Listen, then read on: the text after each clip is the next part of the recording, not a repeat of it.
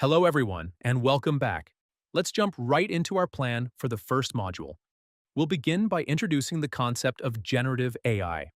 To really understand what that means, we'll take a quick detour into the basics of artificial intelligence, machine learning, and deep learning. These fundamentals will lay the groundwork for grasping generative AI in detail. Once we've covered those essentials, we'll circle back and delve deeper into generative AI specifically. Finally, we'll explore ChatGPT in action and discuss why there's so much buzz around generative AI these days. If you've been wondering why it's dominating conversations, social media, and tech headlines, you're in the right place. What exactly is generative AI? As the name implies, it's a blend of generative and artificial intelligence. Essentially, we're leveraging AI to create brand new outputs. Now, AI itself is not a recent development. It emerged quite some time ago and is widely used in numerous applications. Whether it's the ads that pop up on your phone, the estimated travel times on Google Maps, or Tesla's autonomous vehicles, these all utilize AI, often referred to as conventional AI systems. Generative AI, however, takes this a step further. It gives you the ability to generate new content. For instance, I can head over to ChatGPT and request it to compose an email on my behalf, which means it's creating fresh text. It's not pulling that email from a stored file or existing text. It's producing it on the spot.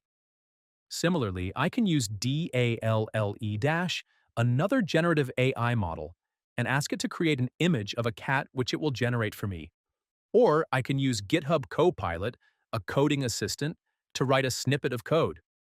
In each example, the system is generating new material. It isn't copying or extracting from a database, it's producing something brand new. That is the essence of generative AI. Here's a concise definition.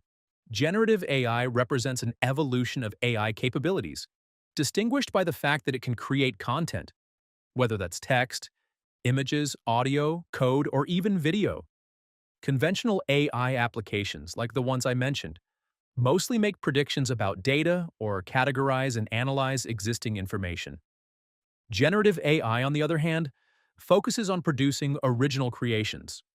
So, to reiterate, generative AI involves using artificial intelligence to generate new material. This content could be text, images, audio, videos, code snippets, essentially anything. The main point is that the technology isn't pulling from an existing document. It's making something from scratch. That's a brief, straightforward summary of generative AI. I've kept it simple on purpose. As we move forward in this course, we'll dig deeper into every aspect of generative AI.